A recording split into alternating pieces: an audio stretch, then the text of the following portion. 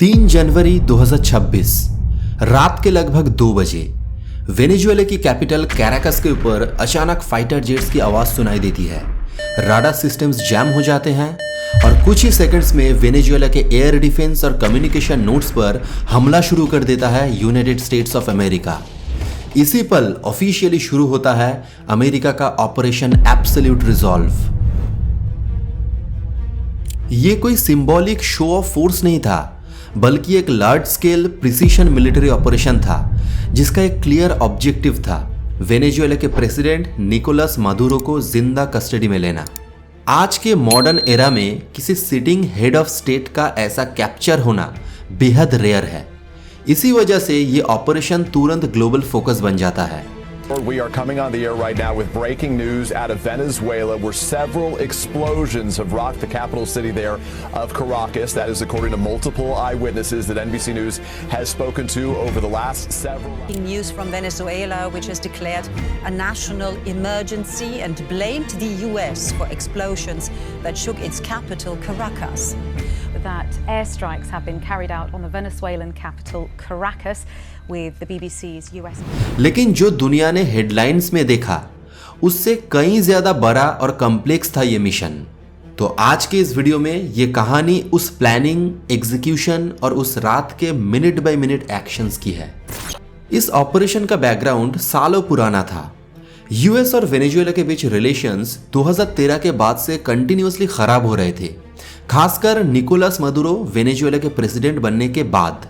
United states ने 2020 में ही Maduro पर नार्को टेररिज्म, कोकेन ट्रैफिकिंग और ऑर्गेनाइज्ड क्राइम के चार्जेस फाइल कर दिए थे। इन चार्जेस का लीगल सिग्निफिकेंस ये था कि यूएस गवर्नमेंट के पास मादुरो को एक क्रिमिनल डिफेंडेंट के रूप में ट्रीट करने का फ्रेमवर्क ऑलरेडी मौजूद था। इसी लीगल बेस पर future military law enforcement hybrid action possible हुआ। ऑपरेशन एब्सोल्यूट रिजॉल्व इसी ग्राउंड वर्क का परिणाम था। 2025 के मिडिल से ही इंटेलिजेंस बिल्डअप क्लियरली दिख रहा था, लेकिन सिर्फ डिफेंस एनालिस्ट्स के लिए। कैरेबियन रीजन में यूएस नेवी और एयरफोर्स की प्रेजेंस ग्रेजुअली बढ़ रही थी। सीआईए के पैरामिलिट्री एसेट्स और इंटेलिजेंस ऑफिसर्स वेनेजुएला के अंदर और बॉर्डर रीजन्स में एक्टिव बताए जा रहे थे। निकोलस मादुरो के मूवमेंट पैटर्न्स, सिक्योर रेसिडेंसेस और कॉमन लोकेशंस का detailed pattern of life database तैयार किया गया। हर लोकेशन के मल्टीपल मॉक मॉडल्स बनाए गए जहां रिहर्सल्स हुई। ये प्लानिंग वीक्स की नहीं बल्कि महीनों की थी। इकोनॉमिक और स्ट्रेटेजिक प्रेशर भी पैरेलल चल रहा था। वेनेजुएलन ऑयल शिपमेंट्स को मॉनिटर किया जा रहा था और कुछ टैंकर्स को सीज भी किया गया।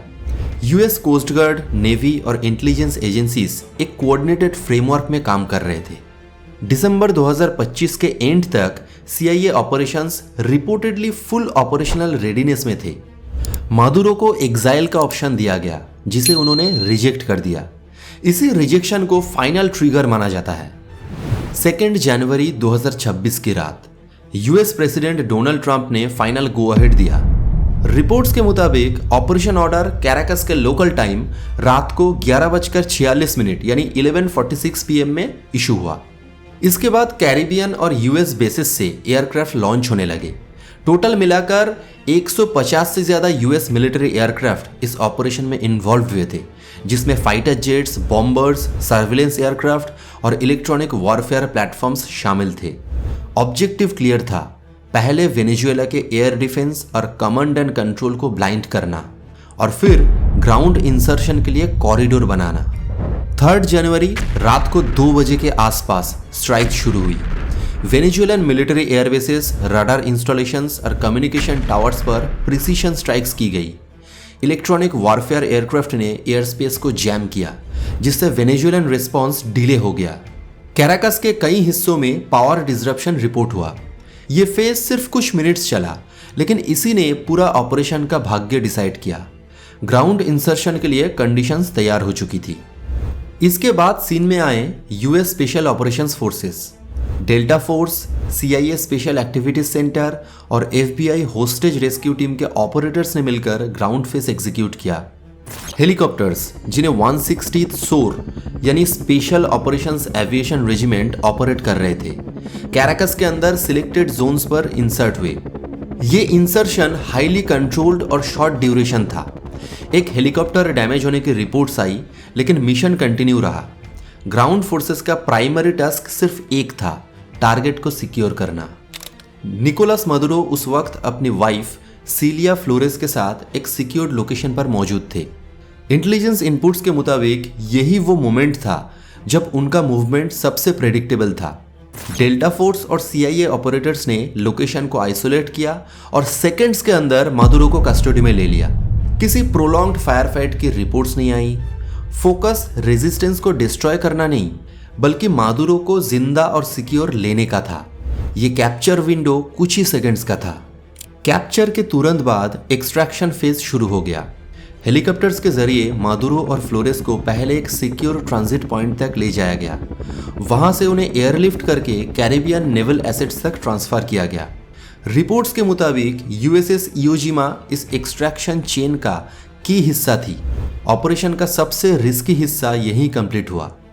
जब तक Venezuelan command systems fully respond कर पाते, तब तक निकोलस मदुरो और उनकी वाइफ US कस्टडी में था। US प्रेसिडेंट डोनाल्ड ट्रंप ने लोकल टाइम सुबह लगभग 5:21 AM पर पब्लिक अनाउंसमेंट किया कि निकोलस मदुरो US कस्टडी में है। इस अनाउंसमेंट के साथ ही दुनिया को ऑपरेशन का स्केल समझ आने लगा। ट्रंप ने इसे लॉ इन्फोर्समेंट एक्शन बताया, इन्वेशन नहीं। US ऑफिशियल्स ने यह भी क्लियर किया कि वेनेजुएला पर डायरेक्ट गवर्नेंस का कोई प्लान नहीं है। ऑपरेशन का ऑब्जेक्टिव सिर्फ कस्टडी और प्रोसिक्यूशन था। कैजुअलिटीज के मामले में रिपोर्ट्स मिक्स्ड रही। वेनेजुएलन गवर्नमेंट ने सिविलियन डेथ्स और इंफ्रास्ट्रक्चर डैमेज का दावा किया। क्यूबन गवर्नमेंट ने भी अपने पर्सनल के कैजुअलिटीज कंफर्म किए। अमेरिका ने अपने कुछ ट्रूप्स के इंजर्ड होने की बात मानी, लेकिन कोई फैटलिटी कंफर्म नहीं की। एक रेजिडेंशियल कॉम्प्लेक्स के डैमेज की रिपोर्ट्स इंटरनेशनल मीडिया में आई, लेकिन फाइनल वेरीफाइड कैजुअलिटी नंबर्स पर अभी तक कोई क्लैरिटी नहीं है। कैराकस में ऑपरेशन के बाद केओस और कंफ्यूजन देखा गया। पावर आउटेजेस, ट्रैफिक शटडाउन्स और इमरजेंसी डिक्लेरेशंस रिपोर्ट हुई। वेनेजुएलन सुप्रीम कोर्ट ने डेल्सी रॉड्रिगेज को इंटरिम लीडरशिप रोल दिया। स्टेट ऑफ इमरजेंसी अनाउंस की गई। UN सिक्योरिटी काउंसिल के इमरजेंसी सेशन की डिमांड भी उठी। ये सब आफ्टरमैथ मैनेजमेंट का हिस्सा था, जो पहले से एंटिसिपेट किया गया था। मदुरो को US ले जाकर न्यूयॉर्क के मेट्रोपॉलिटन डिटेंशन सेंटर में रखा गया। उनके खिलाफ पहले से फाइल्ड नार्को टेररिज्म और ड्रग ट्रैफिकिंग चार्जेस एक्टिवेट हुए। US अटॉर्नी जनरल ने कंफर्म किया कि case southern district of New York में चलेगा। लीगल प्रोसेस फेडरल लॉ के तहत प्रोसीड हुआ। सीलिया फ्लोरेस के लीगल स्टेटस पर भी सेपरेट प्रोसीडिंग्स शुरू हुई। ऑपरेशन एब्सोल्यूट रिजॉल्व ने यह दिखा दिया कि मॉडर्न कॉन्फ्लिक्ट्स कैसे बदल चुके हैं। ये ट्रेडिशनल वॉर नहीं थी, बल्कि इंटेलिजेंस, लॉ और मिलिट्री पावर का फ्यूजन था। ऐसी ऑपरेशंस हेडलाइन से कहीं ज्यादा कॉम्प्लेक्स होती है। जो दुनिया ने देखा वो सिर्फ एक रात का रिजल्ट था। उस रात के पीछे सालों की प्लानिंग छुपी हुई थी। ये कहानी सिर्फ एक कैप्चर की नहीं है, बल्कि इस बात की है कि आज पावर कैसे प्रोजेक्ट होती है। साइलेंट प्लानिंग, शॉर्ट एग्जीक्यूशन और कंट्रोल्ड इंफॉर्मेशन, यही मॉडर्न वॉरफेयर का नया फेस है। ऐसे इवेंट्स को समझने के लिए सिर्फ न्यूज़ देखना काफ़ी नहीं होता, प्रोसेस को समझना ज़रूरी होता है। तो दोस्तों, इसीलिए अगर आप ऐसी ही hard fact, no nonsense documentary stories देखना चाहते हैं, तो हमारा चैनल देश की असलियत को सब्सक्राइब करना मत भूलना। Thank you.